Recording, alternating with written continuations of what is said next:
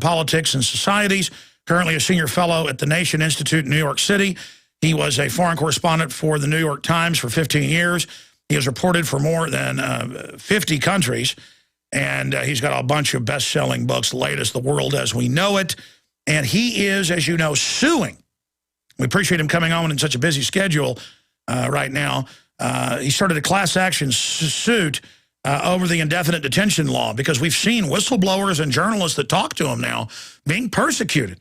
And the way this is written, it affects journalists. So he joins us to talk about this and the state of the world. Chris, great to have you on with us. Thank you. Do you ever pinch yourself and think that you might be asleep? I think the rest of the country is asleep. Well, that's certainly true. Well, give us your take on the NDAA and why you've decided to carry out this class action suit. Well, the lawyers actually approached me because they needed a credible plaintiff. And since I had been the Middle East bureau chief for the New York Times and had been in the region for 7 years, I'd had frequent contact with both individuals and groups that are defined by the U.S. State Department as either terrorists or terrorist organizations. That would include Hamas, Islamic Jihad in Gaza, the old PLO. I used to go to Tunis and see Arafat and Abu Jihad when they were both branded as international terrorists, the Kurdistan Workers' Party or the PKK. So the language of the bill offers no exemptions for journalists. It is amorphous and frightening. Nebulous terms like substantially supported, associated forces. And in the reading of these lawyers, and I think, frankly, a lot of lawyers, it leaves a lot of room for the state to use the military, overturning over 200 years of domestic law, as a policing agent to snatch American citizens from American soil, strip them of due process, and hold them in military detention facilities, including Guantanamo. So it is a staggering assault against our constitutional rights, and I certainly agreed to be a plaintiff. It's not a class action suit. We're not asking for money. We're just asking for the law to be overturned.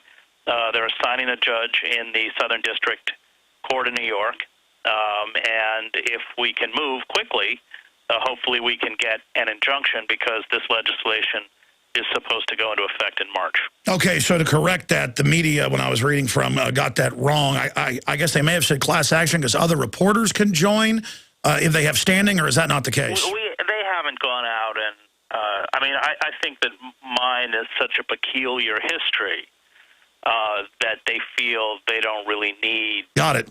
They don't need, there aren't many Americans who've spent the kind of time that I have with these groups. So they feel it's, I'm pretty solid as a plaintiff. So they're not going and looking for other plaintiffs. So basically, you have the perfect standing as the former New York Times bureau chief over there, and as your job meeting with all these groups. I would be genuinely concerned because they all claimed at the time, the establishment did, the authoritarian supporters, that the Patriot Act wouldn't be used in non-terror related cases or on citizens. Now they admit it's used thousands of times a year per state, even at the state level. They're using all of this. Well, this is an important point. When they passed the 2001 legislation, what we got was this sort of radical interpretation of it by Bush's legal advisor, John Yoo, and others. And that saw Jose Padilla, who is an American citizen, allegedly was one of the hijackers who didn't make it on a plane, held for 3.5 years by the military. Now, that is a situation that gets challenged legally, goes to the Supreme Court, and before the Supreme Court rules, Padilla is turned over to a civilian court.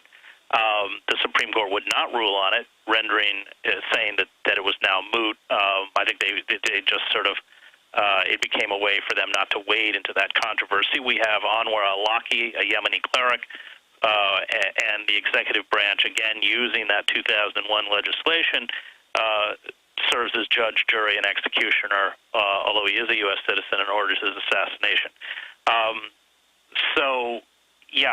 It is. This essentially codifies into place, legalizes this kind of activity, and I think importantly, it frees the state up from going after groups that under the old legislation you couldn't do this unless people were directly tied to Al-Qaeda or had some kind of tangential involvement in 9/11. Now you can go after groups that didn't even exist in 2001. These so-called associated forces. I mean, a lot of these groups in Yemen and Somalia weren't even around in 9/11. So, yeah, it's pretty serious. Well, it certainly is. Look, there was a Liberty Dollar case. You probably didn't see it, but the Associated Press and other publications wrote about it. And Bernard von Noothaus had the Royal Hawaiian Mint and all these other groups putting out commemorative coins. Well, he put out a Liberty Dollar, and in the after conviction ruling for counterfeiting, the FBI and the U.S. attorney said this guy's a domestic terrorist. He's a unique form of terrorism, and so we want the full 22 years that he can get for this. So I more and more in cases also hear them use that terrorism term, and we see the military-industrial complex building up. We have no-fly lists that you can't find out how you get on the list or how you get off. All these, domestic spying agencies. We've gotten the MIAC and Homeland Security reports that list gun owners, libertarians, anti-war activists as affiliated with terrorism. So, I mean, I see this being used across the board. I mean, even the senators involved that supported it said, you bet it affects citizens when there was a debate about that, the NDAA. We killed a Lockie. We'll kill citizens if we want. And then Lieberman said, we want to scare people. I'm sure you've probably seen those creepy quotes. Yeah. Well, there's no question if you read the legislation that this includes American citizens. And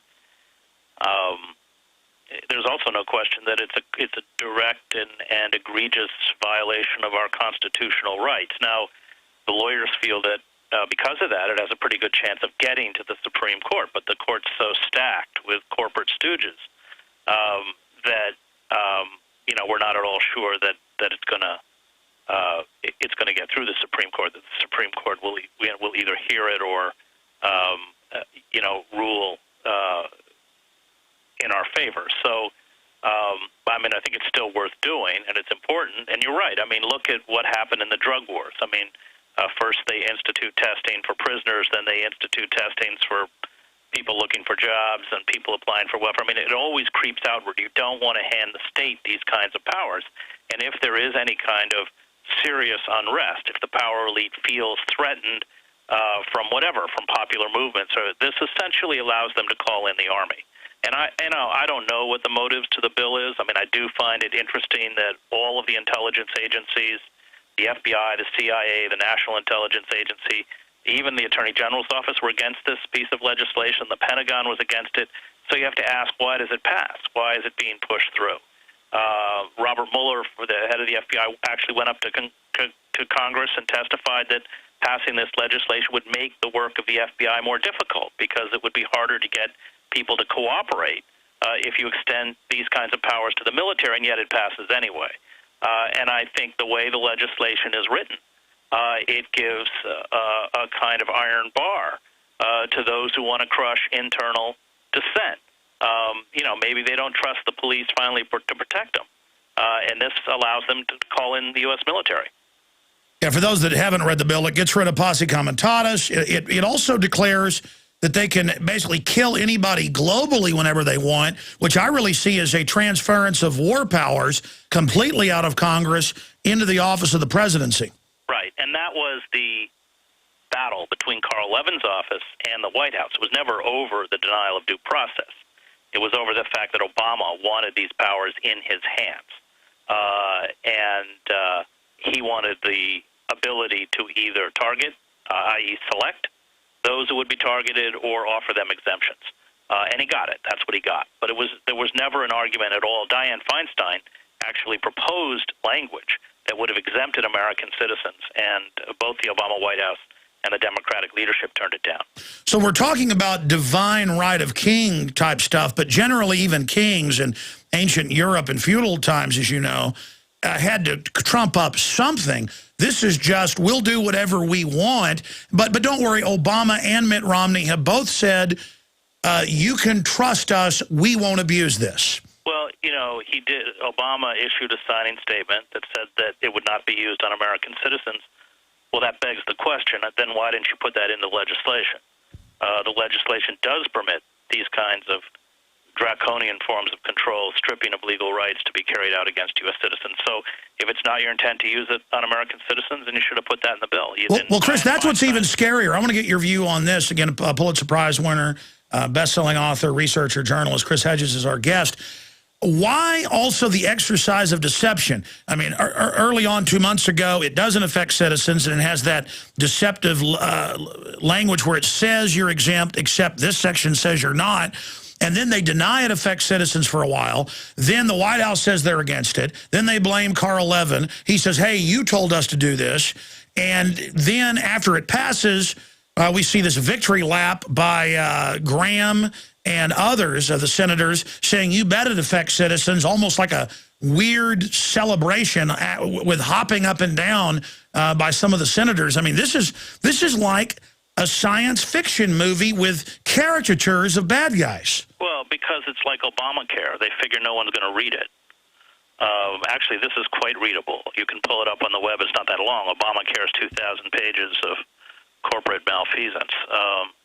So they're just assuming that people won't read the legislation, and they spin it. But it's completely disingenuous, and that's a very kind word to use about the Obama White House and their characterization of what this bill does. I mean, it's pretty clear. You don't have to go to Harvard Law School to figure out what they're saying. I want to talk more about your case and so many other issues in limited time we have with you, but separately, you probably haven't heard it because it just happened yesterday. We played the clip in the last hour. Rush Limbaugh has come out and said basically that Rand Paul, who both complained about being detained and harassed by TSA and groped, that they sound like Islamic terrorists and deserve, and I'm reading quotes here, that the TSA needed to do this. And so now we're even starting to hear, well, Ron Paul doesn't want a war with Iran. He's with the terrorists. It doesn't matter if, as you mentioned, most of the experts in the CIA and the government say don't have a war. It doesn't matter if the whole TSA thing is blatantly unconstitutional. We're now even hearing kind of the neocon mouthpieces more and more talk about public figures as being terrorists. Well, I hadn't heard that. I mean, there's a reason corporate sponsors pay him for, what does he earn, $4 million a year? I think it's more like $15 million a year. Is it really? Yeah, he's got a $100 million contract, yeah. Is he really? Yeah. Well, I mean, let's follow the money. I mean, who does he work for? Who pays him? And why does he say it? And why is he getting that much money? The rest of us don't get that much money.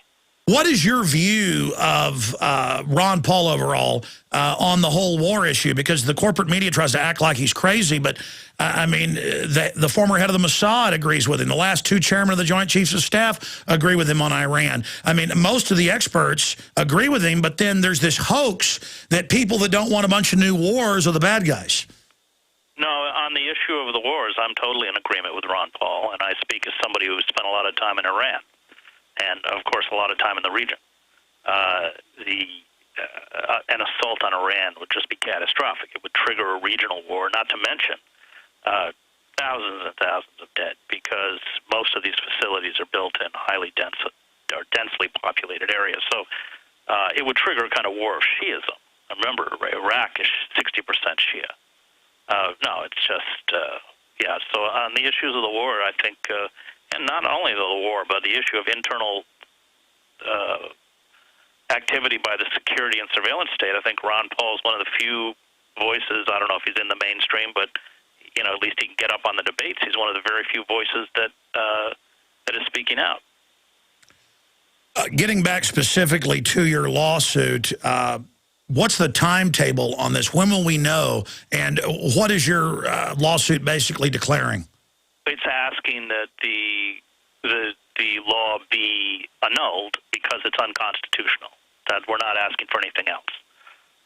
Now, if they've assigned a judge, we're trying to find out who it is. If we know the records of the judges, which are actually not bad on civil liberties in the Southern District Court, and if they feel that the judge is open to hearing this case, they'll push for litigation before March, so that they can delay the law. They can have the law essentially put in abeyance until the case is heard, which That is the current tactic. Chris, going back to why the system is doing this, I've got another angle I want you to comment on and get your take on. I have seen this NDAA and the SOPA bill and all of this wake people up who were asleep like nothing I've ever seen before. I mean, I'd say the response is 10, 15 times what the Patriot Act was. A, are you seeing it wake people up? And B, why do you think it's starting to wake people up? Well, I think, there's all sorts of intrusions into our life that are no longer theoretical.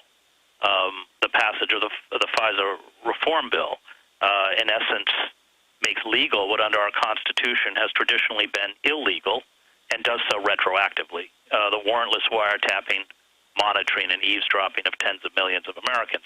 The SOPA bill, as you pointed out, I mean, I think it's just too hard to ignore.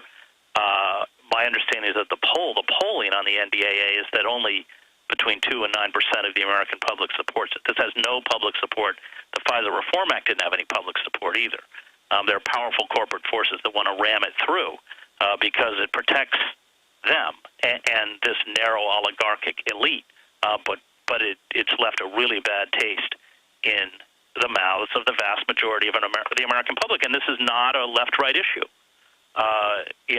You have even figures like Rick Santorum denouncing it. It has to do with the basic issue of civil liberties, which cuts across the political spectrum. So at least on the ground, I think, the vast majority of Americans seem to be behind us. Whether the courts, will rule on behalf of the citizens or rule finally on behalf of the corporations, we'll have to find out. Well, I was about to raise the left-right issue. Issues like the TSA, warrantless wiretaps, secret arrest, torture. This is something unifying America, and it's really becoming clear that it's a tag team with the Republicans and Democrats, and that for all intents and purposes, it's a corrupt political corporate ruling class that is authoritarian and that is dangerous and that is growing like a cancer. Well, that's my take. Well, let's get your take on the world. Talk about your latest book in just 5-6 minutes we have left on the other side with Chris Hedges, Pulitzer Prize-winning American journalist, author, and war correspondent, former head of the New York Times Bureau in the Middle East. We'll be right back with our guest straight ahead, and we'll give you his website as well. Stay with us.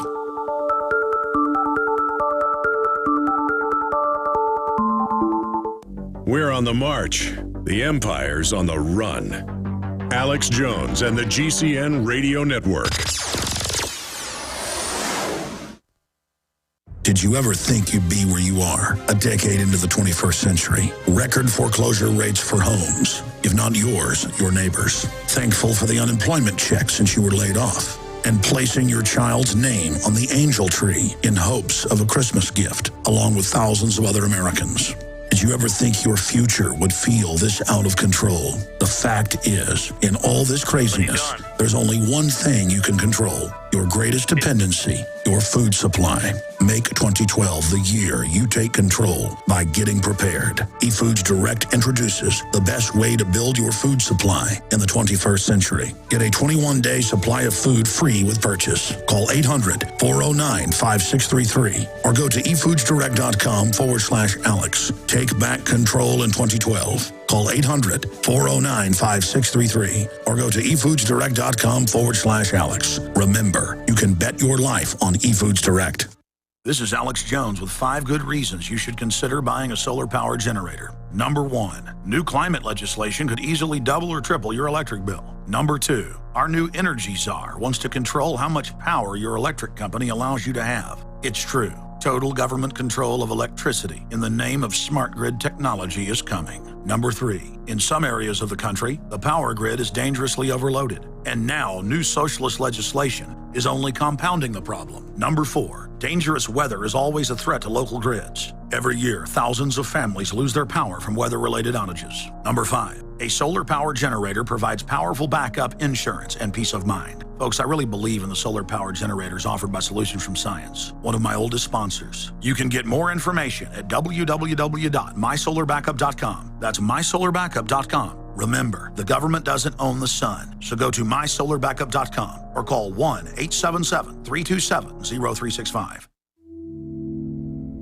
Hi folks, this is Alex Jones, and I want to tell you about the Silver Lungs generator. Now you can produce pure and endless colloidal silver and deliver the solution directly into the bloodstream by breathing the solution through the lungs. The respiratory system is the first line of defense for airborne pathogens and viruses. The Silver Lungs generator infuses the respiratory system with your self-produced nano-silver solutions and also delivers the silver nanoparticles instantly into the bloodstream. With continued legislation threatening the sale of nano-silver products, you can now produce pure and endless colloidal silver with the Silver Lungs generator. Very easy to follow step-by-step instructions are provided, making production fast and simple. Go to www.silverlungs.com today and learn more about the breakthrough technology of the Silver Lungs generator. That's www.silverlungs.com.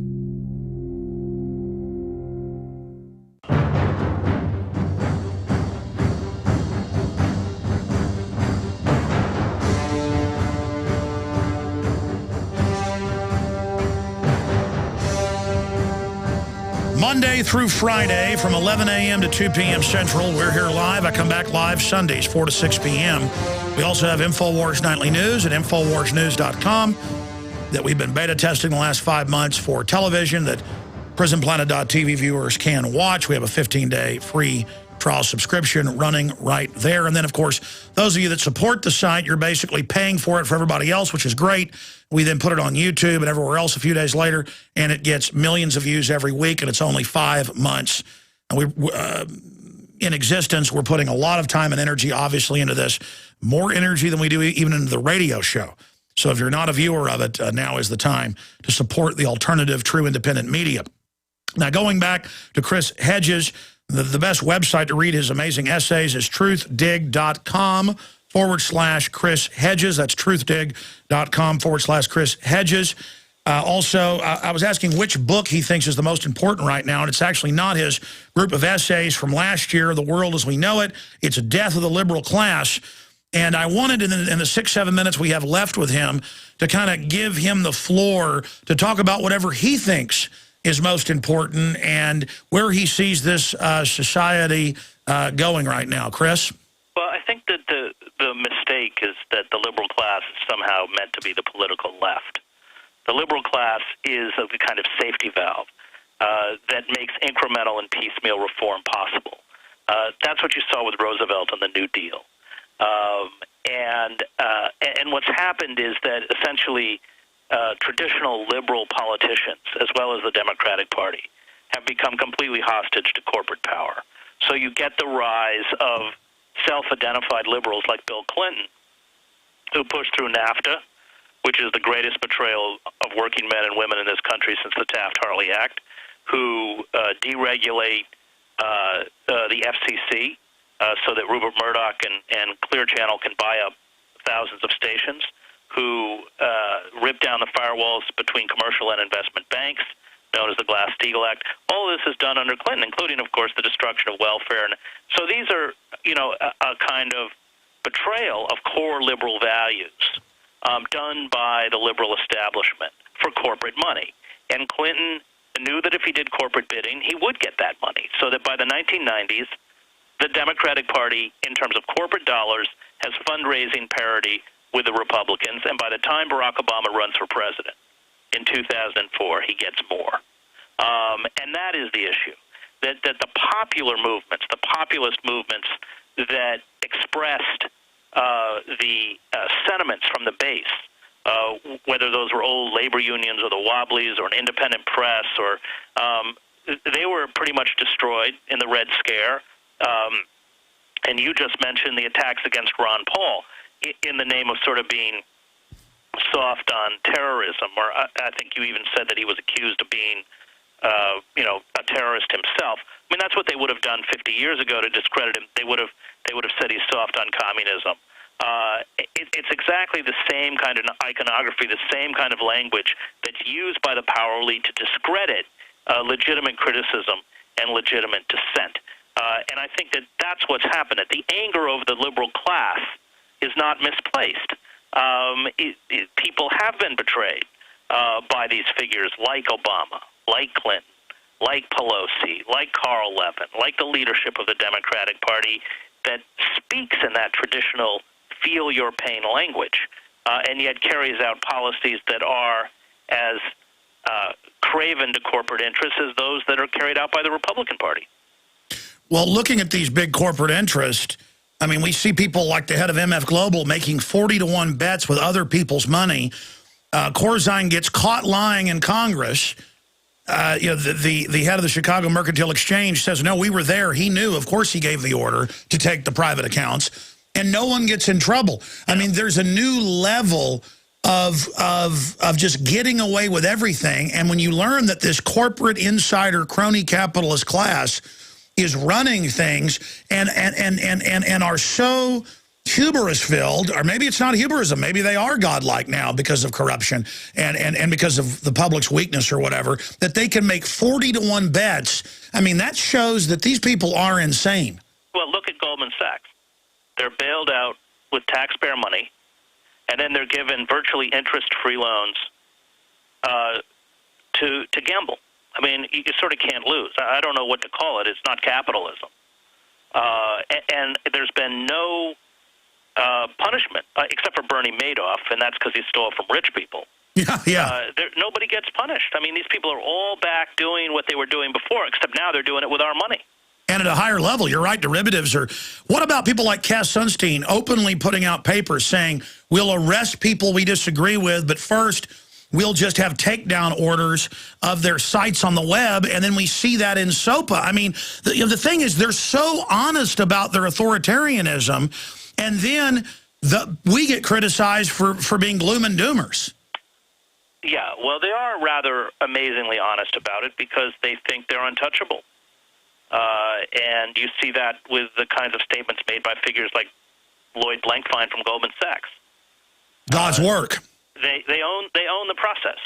They know they own the process, and they feel that there is no, and they're right, internally, there is no power that can touch them, either from the judicial branch or the legislative branch. And that's why I think they see the rise of the Occupy movements and other grassroots movements as such a threat, because that anger and that outrage is being expressed outside the system. And so they're looking for all the tools they can, whether it's SOPA or the NDAA or anything else, to crush it. Well, you're right. And, I mean, in closing, at first they tried to co-opt it, and when we saw all these big bank heads endorse it and Obama endorse it, but as soon as they couldn't co-opt it, we now learned there was simultaneous Homeland Security coordination, sweeping them off the streets, violating basic Bill of Rights like Tiananmen Square or something. I mean, it's really scary. And I think what's going to bring these guys down, I want your take on this in closing, Chris, we appreciate your time, is their own hubris, that they think that they can get away with anything and that they're going to start a war with the wrong group or engage in too many Ponzi bets. I mean, take 888. We now know from D.C. insiders that came out in New Yorker magazine that Cheney, basically with NATO, tried to test Russia and see if they could push into South Ossetia and Abkhazia. And the Russians rolled in missiles. Their chairman of their Joint Chiefs of Staff, it was on European TV, but not here, because we're kept in the dark, and said, okay, we're going to use nuclear weapons on the NATO forces landing in southern Georgia, and the United States and NATO blinked and pulled back. But it shows that if we're being run by a bunch of craven old men with bionic hearts who are so unstable that they would mess with Russia just to see what would happen, I mean, I think we're all in just incredible danger of cataclysms because of these people. Yeah, I think it's a corrupt and pretty rotten elite, which is probably more fragile than we suspect. I think you're right to point out the closure of the 18 encampments, all done simultaneously and coordinated, because that exposed what they have to offer, which is essentially force. Instead of responding to the legitimate demands that push people into those encampments, they try to physically erase them. Instead of addressing the foreclosures and bank repossessions, the massive unemployment, the staggering student debt, they think they can wipe these encampments and the problem will go away. And I think that's a window into how calcified and out of touch they are. Yeah, and instead, it's probably going to cause a violent revolution, which, as you know, usually doesn't go too well in history, and I want to try to avoid. Is there any way, in your view, to navigate out of this? Well, you know, I've spent a lot of time with the Occupy movement because as somebody who spent 20 years as a war correspondent, I know the poison of violence. I know what it does, you know, even when it's used in a ostensibly just cause. I think that we have to push as hard as we can. I think the state will push back. They clearly already are pushing back. But when legitimate forms of dissent are crushed, you're right. You know, that you inevitably get a violent response. I hope we don't get there. And I was arrested in front of Goldman Sachs as part of an Occupy demonstration because I think civil disobedience is at this point the only weapon that perhaps can thwart this slide into what the political philosopher Sheldon Woolen calls our system of inverted totalitarianism. Wow. Well, thank you, Chris, for your time. And people can find the latest book, well, the one you're saying is most important right now, Death of the Liberal Class, 2010, also The World as It Is. Thank you so much for your time. Thanks for having me. Thank you. Well, he certainly got a lot of courage. He is suing Obama for NDAA. And again, the system always tries to make it either or, and it's in that nuance that people get confused. The system knew that there were all these people disenfranchised. In fact, what was it, 15 suicides or something in the last 3 days in Morocco? People setting themselves on fire because there's millions of people who can't get jobs. These aren't lazy people setting themselves on fire in Morocco. I was reading where the Greeks are putting their kids out on the streets because they can't feed them. And and thousands of Greek islands, they have thousands of islands, are being handed over. Some of them worth billions apiece to private brokerage firm heads for debt that Greece signed on to because the fraudsters sold them derivatives. Now there's the latest. It's they're kind of doling them out as they happen. That's Moroccan dies after setting himself on fire. I guess that's the latest who died. So all of this is happening, but then you'll hear me criticizing Occupy Wall Street. No. The system knows that there's people, they've got computerized actuaries, they know there's already demonstrations forming everywhere. I mean, we could predict the Tea Party, years before it happened. Gerald Celente could. I mean, you could see these trends. Well, they've got computers that do it off of what people are actually writing and saying and doing. These computers thin slice giant sections of data and, come up with incredibly accurate projections. And so they just put out an announcement, everybody who's mad at Wall Street corruption and bailouts, show up here. So you get liberals, conservatives, libertarians, anarchists, they're all down there. And then in comes Soros and the White House-controlled people. And they try to go, yes, the answer is raise taxes on the middle class. And Warren Buffett comes out and endorses it and says, that's right, do what they say. Because he's written the tax laws where he's exempt. So is Mitt Romney. Again, you're taught it's either rich guys or poor people. No. Normal middle-class folks worth $1 million, $5 million, 300,000, whatever it is, that whole strata, that's who actually gets their hair cut, buys clothes, goes to a golf course, puts their kid in college, buys electronics, goes to your restaurant. That's the bigger the middle class, the more prosperous, because people in the working class can then get into that class and it swells. But the bigger the middle class, always the freer a society. And the tinier the elite and the fact that they can't monopolize control. And they don't like that. They want to be in charge. And just as Chris Hedges said, this isn't even capitalism. See, the Occupy people with the George Soros signs that trucks were pulling up on record, handing out, fake signs that looked like they were homemade, was in capitalism, in the free market. Capitalism didn't do this. This isn't capitalism where 6 banks run the government and steal $27 trillion and buy up the media with it. And then we've got to bail them out. And then they loan us our money back and then lecture us. I mean, I'll see Larry Summers and I'll see Geithner and I'll see Clinton and I'll see all the people that engineered the end of Glass-Steagall. And boy, they started getting the military ready for martial law the minute they did because they knew where this was going. You build a bubble like that, that's an awesome thing to do. And when it pops, look out. Well, they're going to, out of that chaos, they get power as it pumps up, but they get the real power when it implodes. And I was reading the people at the Davos event this morning. John Baum printed it off for me.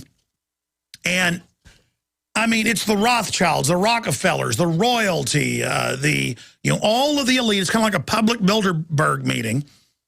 And they come out and say, we're here to have a new capitalism where we're going to raise taxes to help the poor.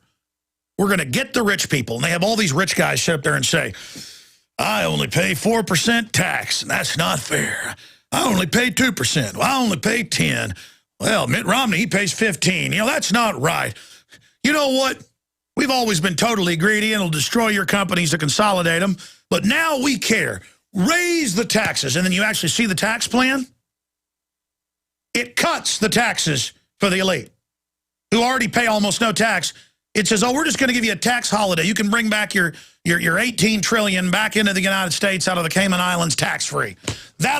Oh, yeah, let's cut your taxes to zero because most of the money's bailout money you've already got.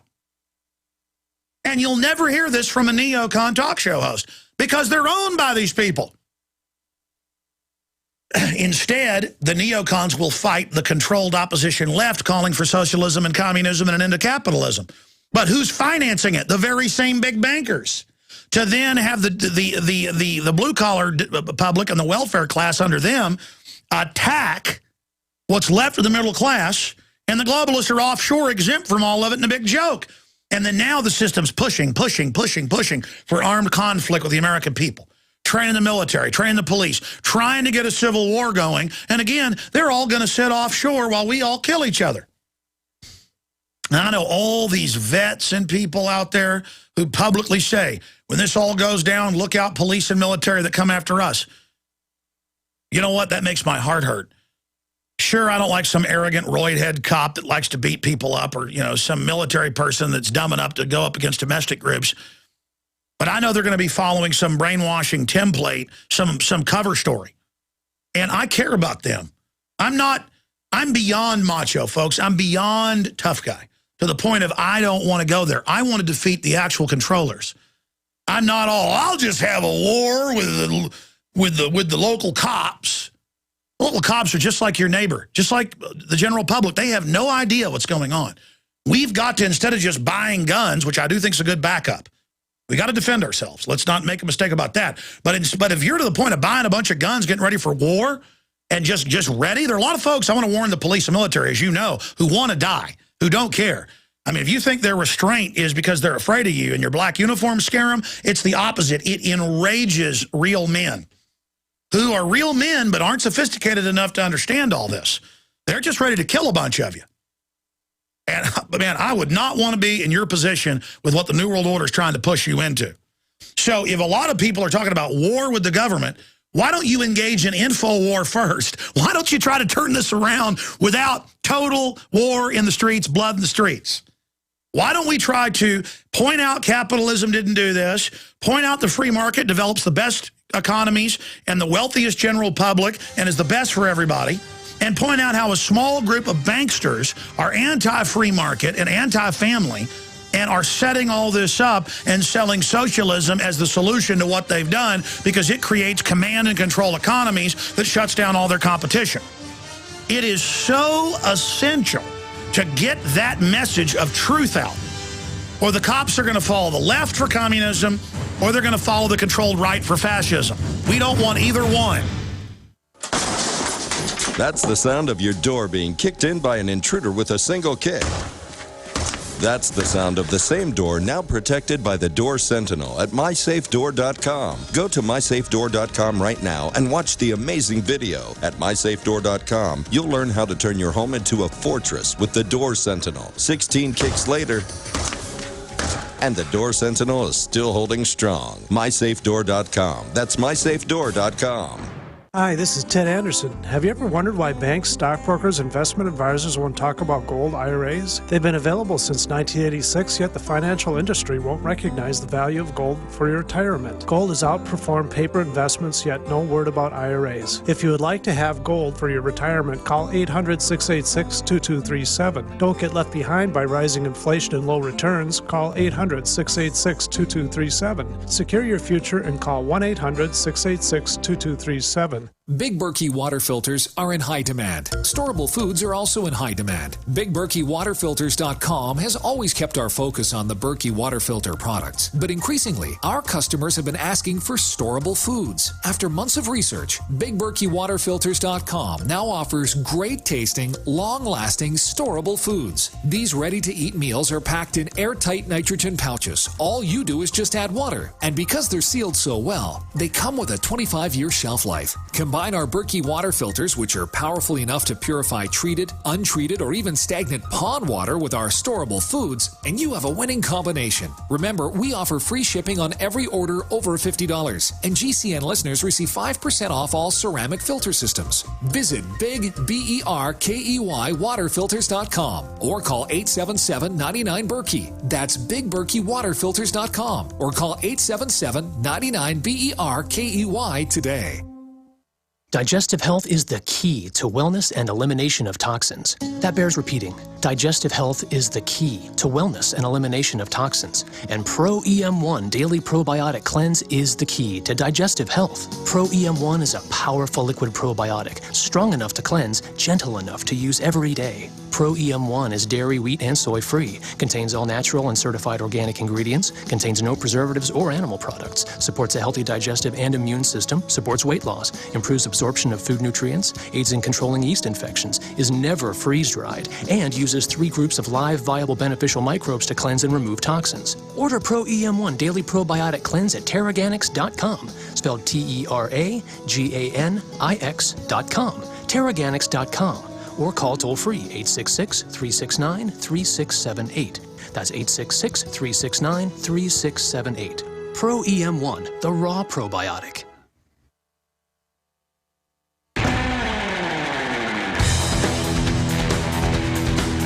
Okay, here's the deal. We're going to have open phones throughout the third hour today, jam-packed with a lot of factoids and news pieces I haven't gotten to yet. But up at Infowars.com and PrisonPlanet.com, Soros' mouthpiece calls on Google to police conspiracy theorists. And it's not just Cass Sunstein, but Stanford scholar wants search engines to flag global warming vaccine skepticism as thought crime.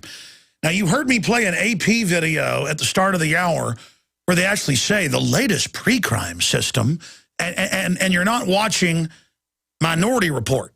They're actually saying it's pre-crime and saying how great it is. And then it reads through here, and they're writing articles for Slate. There's White House announcements. Cass Sunstein, they're openly talking about shutting down websites and then arresting people. I mean, these are authoritarians. I mean, there's no ifs, ands, or buts. And then you got Limbaugh saying, well, Ron Paul deserves to be stopped by TSA. He's a Muslim terrorist. I mean, what? And it's not funny. I'm not going to put up with you globalist traitors claiming we're the traitors. I'm sick of it. Now, speaking, this is weird. I've seen this 5, 6, 7 years ago, about 6 months ago. I just typed into YouTube, George Soros 60 Minutes interview. And you would get, I'm not joking, dozens and dozens, page after page of him on 60 Minutes. I think it was about 1999 or 2000. Actually, I have the date here. 1998 interview with Steve Cross.